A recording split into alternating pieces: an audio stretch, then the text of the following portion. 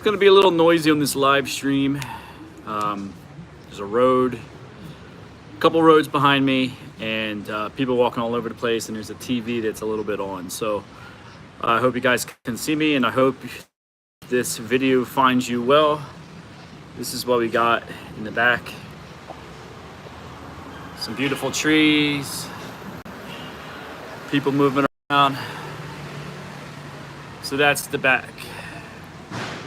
So I am in beautiful Laurales here in Medellin, Colombia.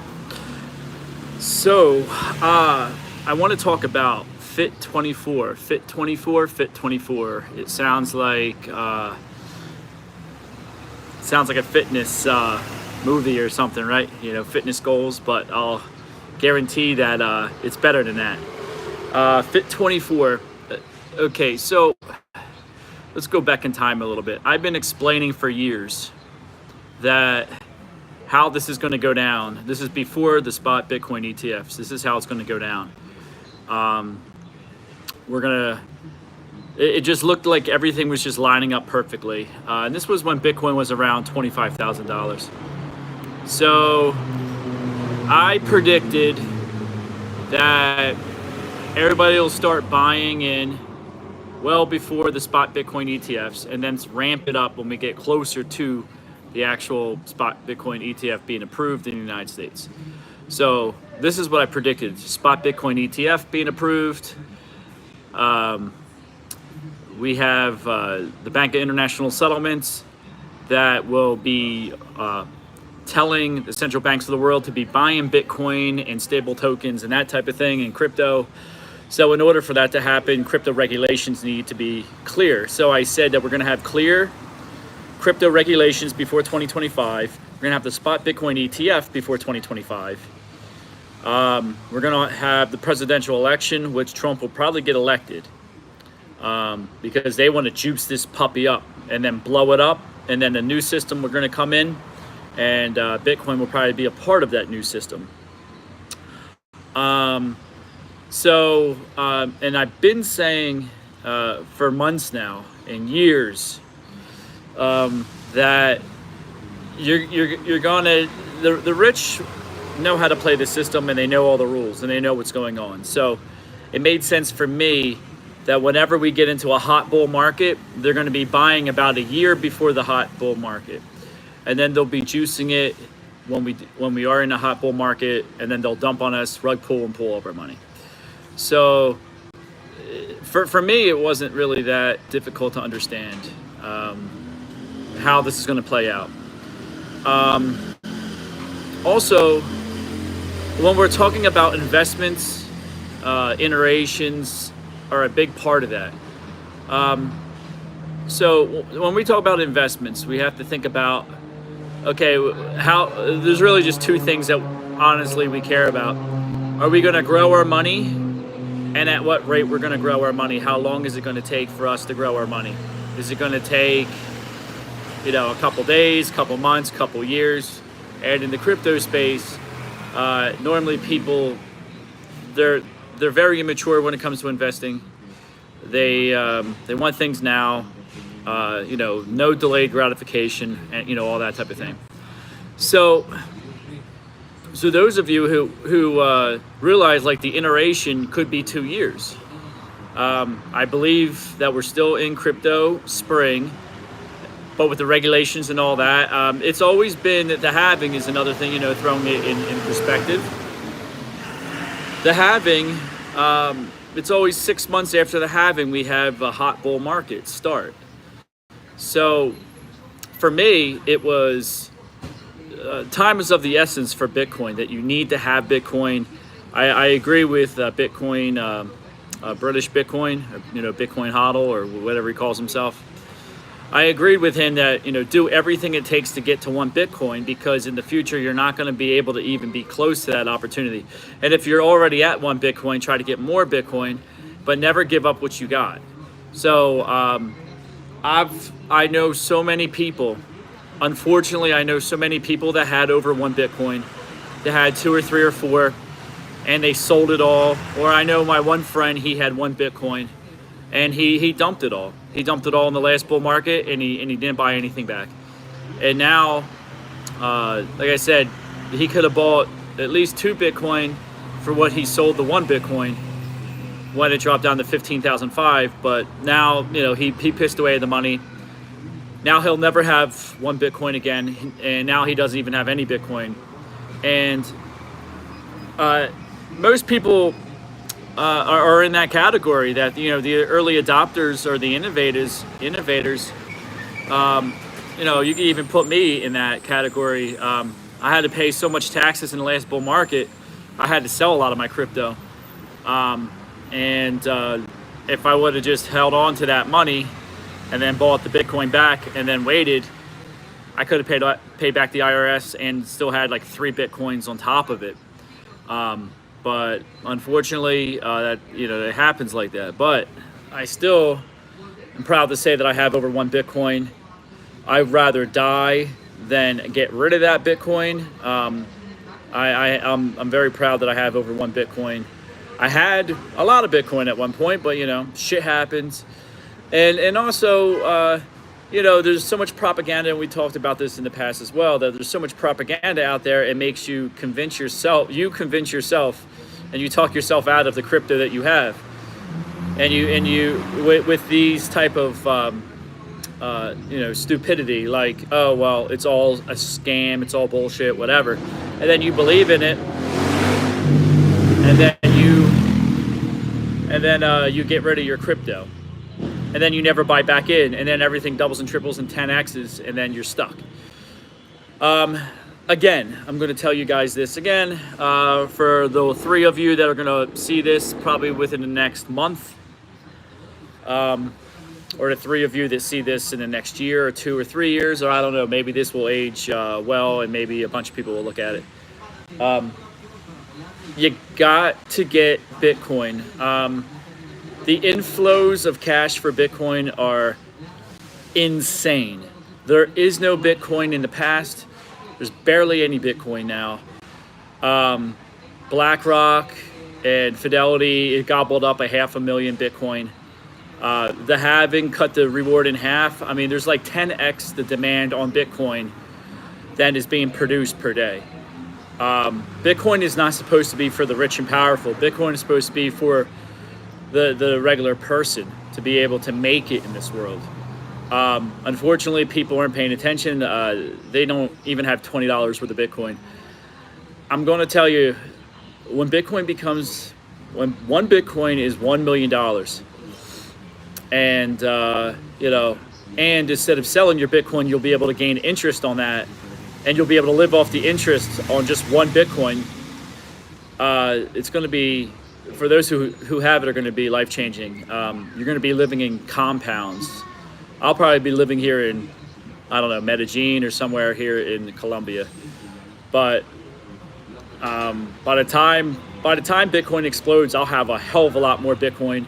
I'm about to gear up. I'm going to be dumping a ton of money into Bitcoin and altcoins. And while we're talking about Bitcoin, we're going to talk about a little bit about more of the supply shock. I've been talking about the supply shock for years now, and it seems like nobody's getting it. Now, let's go back to FIT24. FIT24, allows the central bank, allows banks to custodial Bitcoin and crypto on your behalf. It also gives crypto regulation. So Gary Gensler is a piece of shit. Security and Exchange Commission, he now lost almost all power over crypto. It's going to be the commodities side of things. Was it the Security, Commodities and Exchange Commission? They're going to handle all crypto that's decentralized. Decentralized is anything that's more than 20%. No one holder can hold more than 20%. So that's Bitcoin, that's a few other ones out there. That's a game changer. Okay, so now you have clear regulation, which is what we need. Okay, we need clear regulation in the United States, and I knew we were going to get it. Before January 1st, 2025, the world will have, especially the United States, will have clear crypto regulation. Why does this matter? This matters because you're going to get rich. You're going to get rich. Okay, this is going to divide the haves and the have-nots.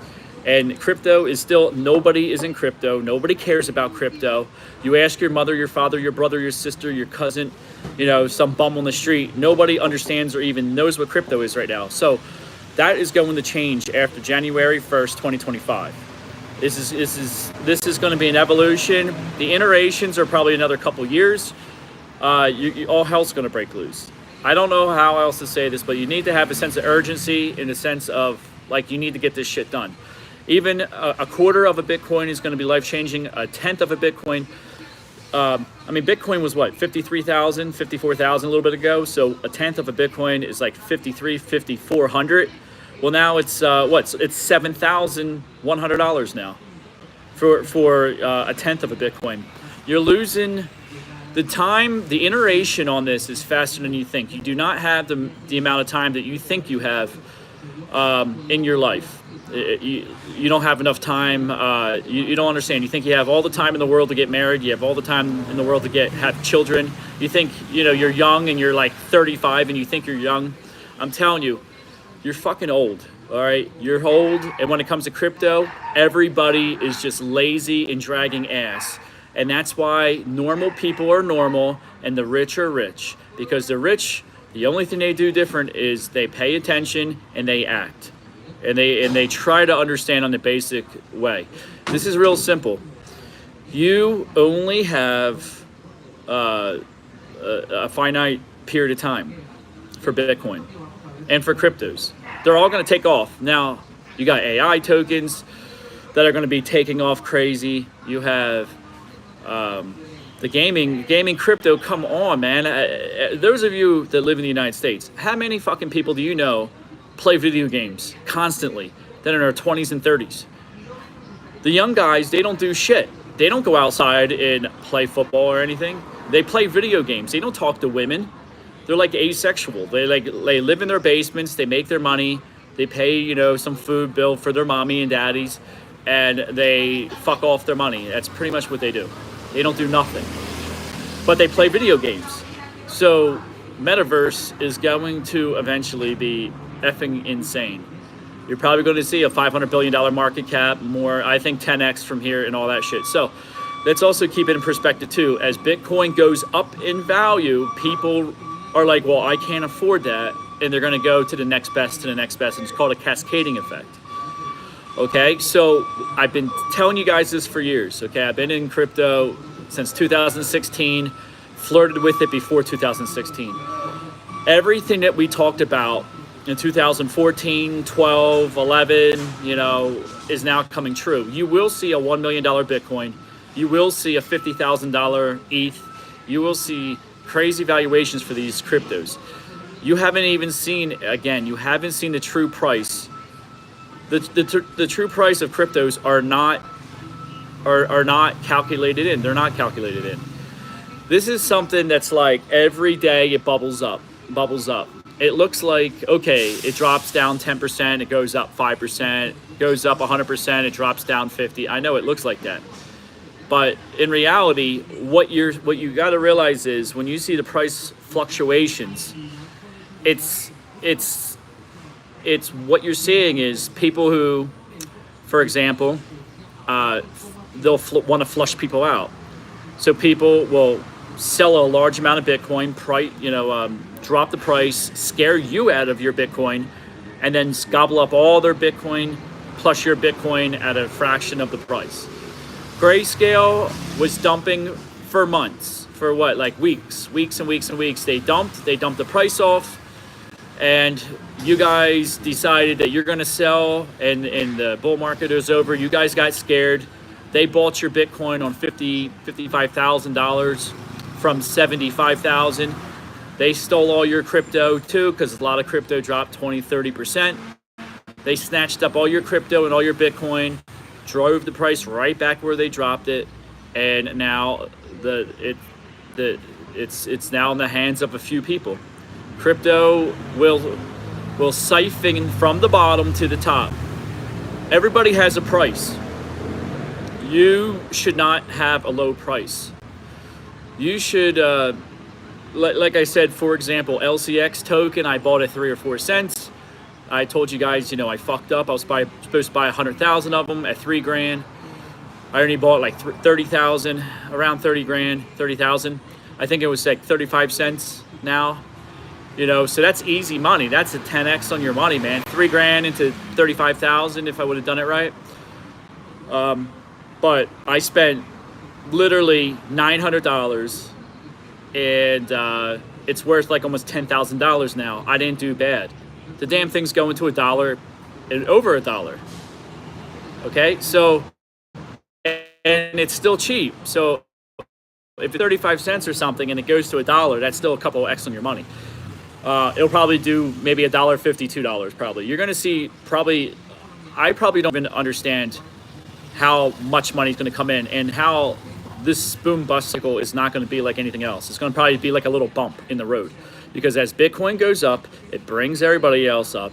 And yeah, you're gonna have fluctuations. You're gonna have people that wanna sell, that bought at 15,000, they're gonna wanna sell at 100,000. You know, you got people that are gonna sell, you know, at 80,000. Like I said, the true price at the end of the day, if you're willing to wait, come on, man, you can wait 5 years. You can for Bitcoin, or 10 years, or 15 or 20 years for Bitcoin. At some point, probably everything will be priced in Bitcoin. Now, with the altcoins, you know, you don't hold the altcoins forever, but still, even with some of these altcoins, they need time to develop. Okay, like Render, I found at $1. Okay, it's friggin' almost $11 now. Okay, that damn thing would probably go higher. Look, you're still early to crypto. I've been telling you this for years. You're still early. When are you not early to crypto? You're probably not early to crypto closer to 2028, 2029, 2030. I think we'll be all tapped out. Not tapped out, but that's when the masses are going to start coming in hardcore. And then it'll still put the valuations higher. So a lot of these tokens are scam tokens. They're going to be disappearing. They're going to be going away. That's why you don't want to hold a lot of these tokens for like years and years and years. Some of these tokens are zombie tokens. Other tokens you're going to have to, you know, just, you're going to have to be patient with them. Something like XRP Ripple. I mean, you got regulatory clarity. I don't know how decentralized it is. I think there's still over 20% is held. So this is interesting. Let's talk about this real quick. So XRP is going to be a very interesting case because you have more than one or a group of people that own more than 20% of XRP. However, so that will fall under the Security and Exchange Commission. Now they're about to settle with the Security and Exchange Commission to have clarification and be regulated. So the token is fine. It's when they sold it to other companies. That's where the securities violation was. There's going to be a settlement. They probably already agreed on it, and then there'll be regulatory clarity for XRP. So it's a green light for XRP. And it's clear regulation. The Security and Exchange Commission will regulate that because more than one person owns 20% of all the outstanding tokens. Okay, so that's how this is going to happen. Anything like Bitcoin, not one person owns more than 20% of the protocol. Therefore, it's a commodity.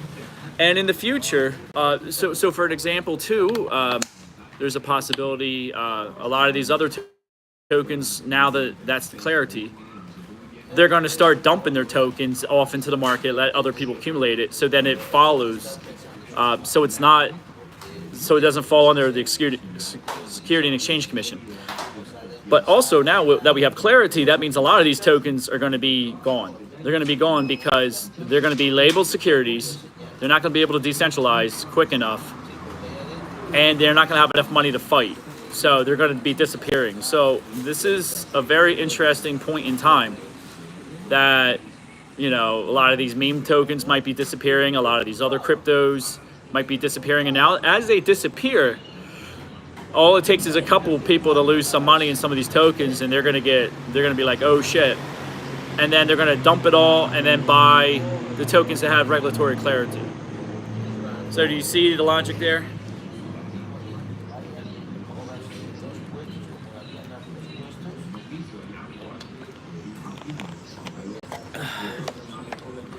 So I hope you see the clarity there.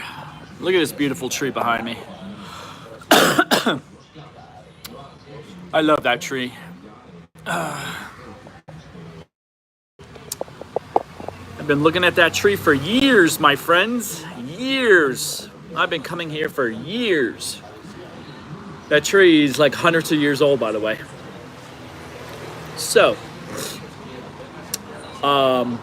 here, take a look at some of my new stickers.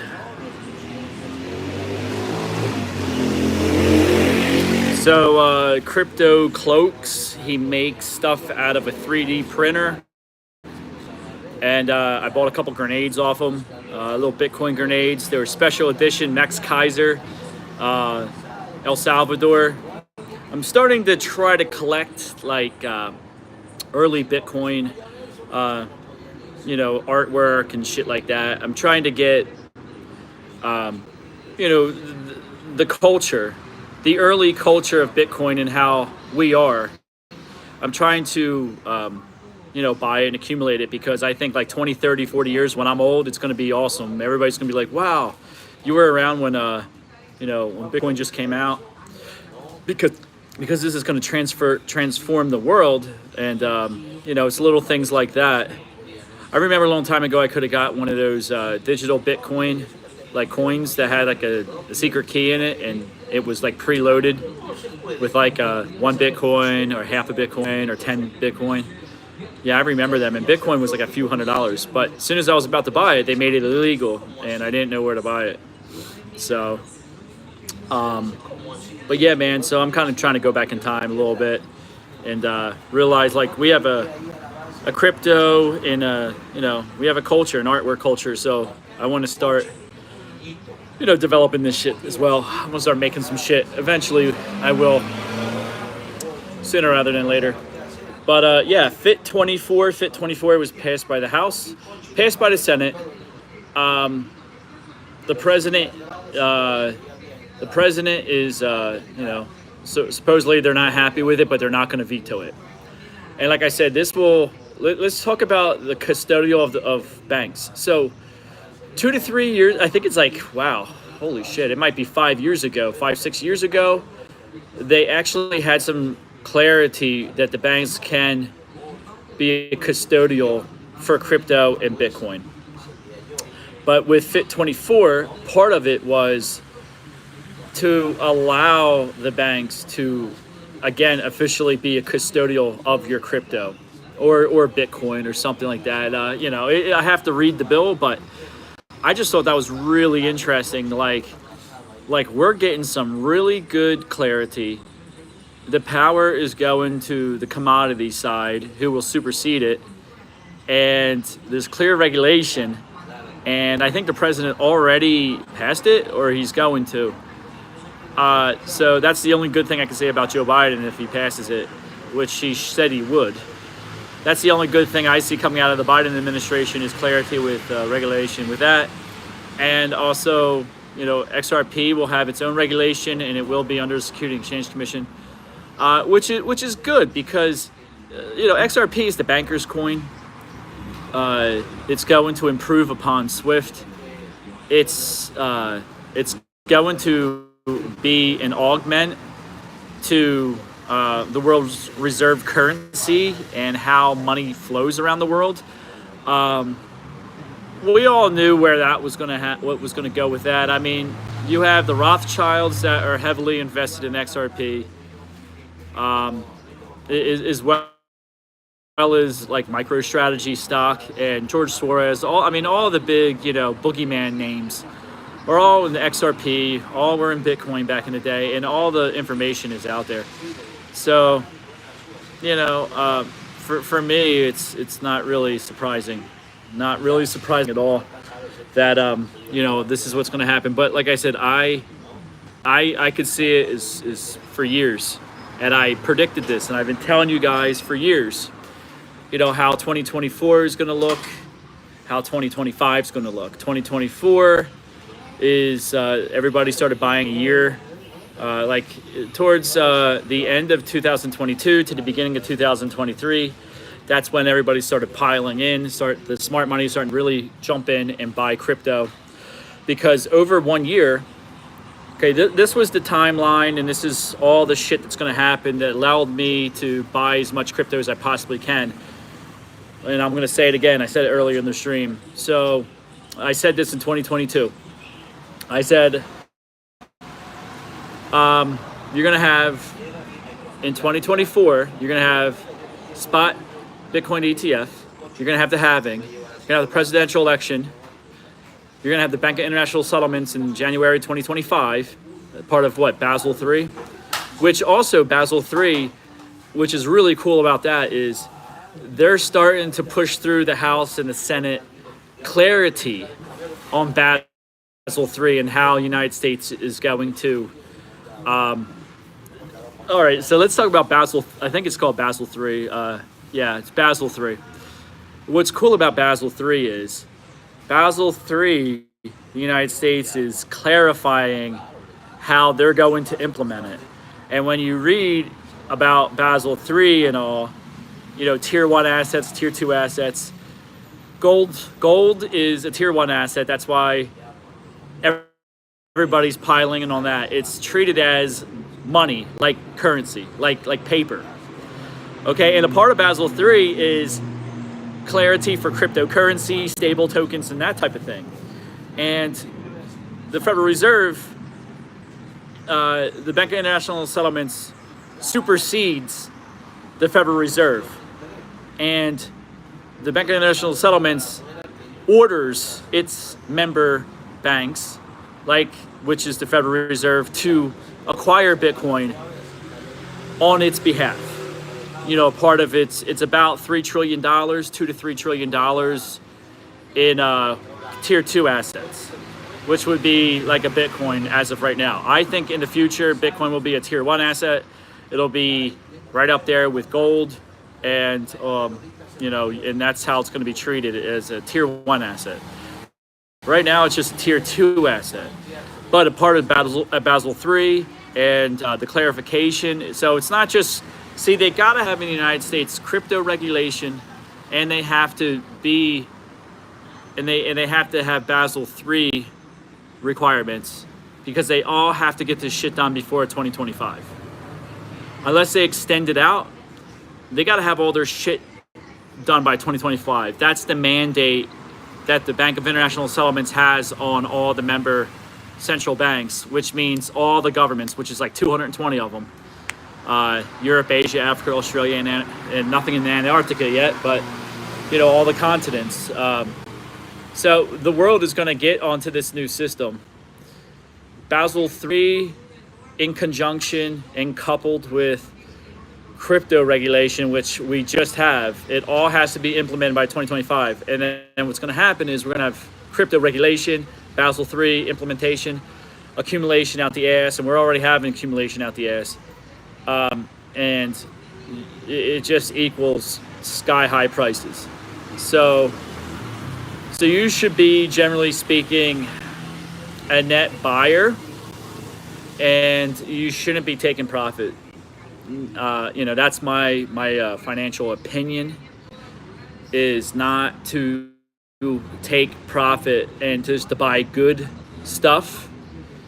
Hold on to it. Wait for the feeding frenzy where everybody speculates and goes nuts, and let this shit play out. And then one day you just hit sell, and you know, wait for numbers to go up and then sell. And another thing too, when we get into a hot bull market, we got to transition anyway into buy sell. You know, keep your hodl position until we go sky high. And like I said, some of these tokens you need to hold on to for another 5, 10, 15, 20 years or whatever. But you need to have a strategy. You need to have a multi-year crypto strategy. You should have more Bitcoin today than tomorrow or the next day or the next month. Have good quality cryptocurrency. And just realize, in the United States, anything that's over 20% concentration is going to be at the Securities and Exchange Commission. And as of right now, Gary Gensler is saying everything's a illegal security. So which tokens will have the money to pay the $1 billion fine? That's what you got to ask yourself. So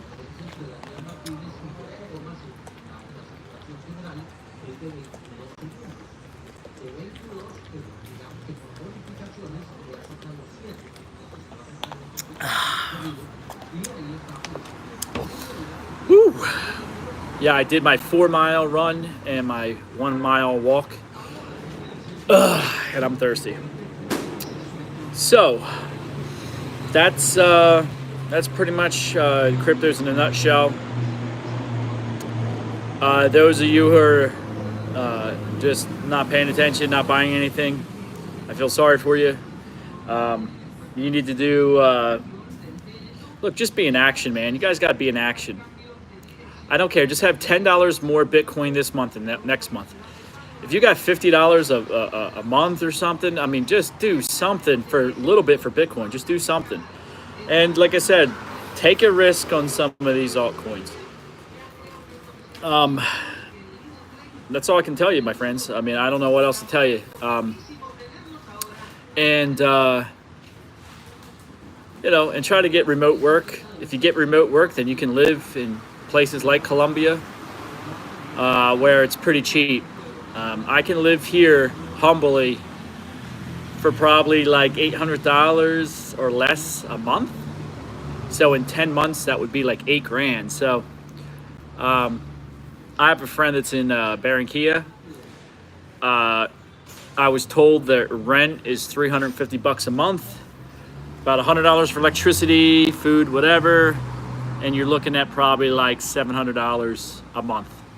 So $700 a month. That's, food is pretty cheap down here for us. It's not cheap for the Colombians, but it's cheap for the Americans. You can go out to restaurants. It's not that bad.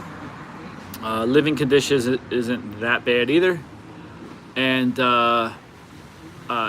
everybody, why I like coming down here to Medellin specifically. I don't have enough time.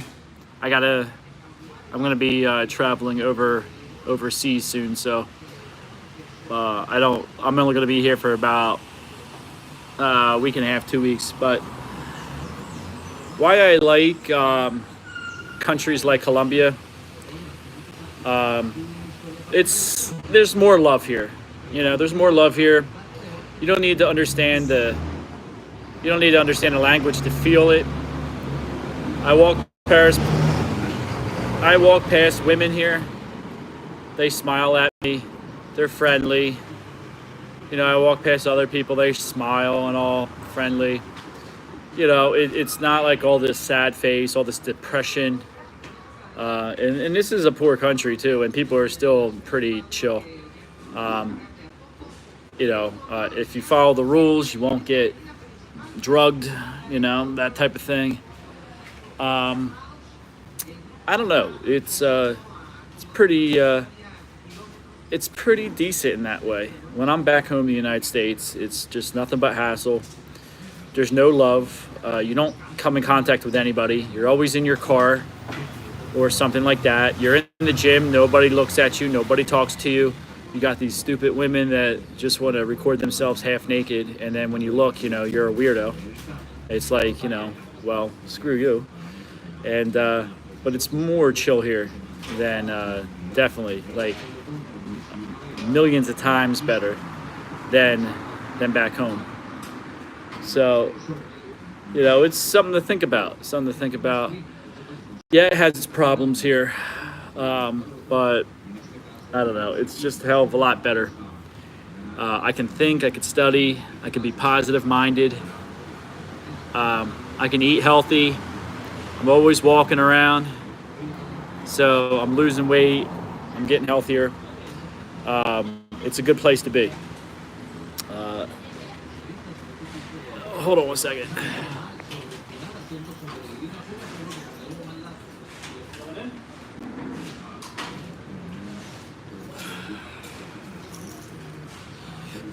All right, so no poppy. So that's kind of how it is here. So I don't know. I go to my gym.